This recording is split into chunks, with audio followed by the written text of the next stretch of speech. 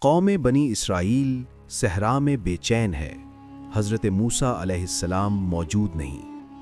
حضرت موسیٰ اللہ سے کلام کے لیے کوہ طور پر روانہ ہوتے ہیں۔ سامری لوگوں کے زیورات جمع کر کے فتنہ تیار کرتا ہے۔ سامری سونے کا بچھڑا بنا کر لوگوں کو گمراہ کرتا ہے۔ بنی اسرائیل بچھڑے کی عبادت شروع کر دیتے ہیں۔ حضرت موسیٰ واپس آتے ہیں اور قوم کی گمراہی دیکھتے ہیں۔ حضرت موسیٰ بچھڑے کو توڑ کر باطل کو ختم کرتے ہیں۔ قوم خاموش کھڑی ہے۔ بچھڑا تباہ ہو چکا ہے۔ لوگ اپنے گناہ پر نادم ہیں۔ حضرت موسیٰ قوم کو دیکھ رہے ہیں، رحم اور صبر کا مظاہرہ کر رہے ہیں۔ صحرا میں سورج غروب ہو رہا ہے۔ بنی اسرائیل اپنی غلطی سے سبق سیکھ کر واپس جا رہے ہیں۔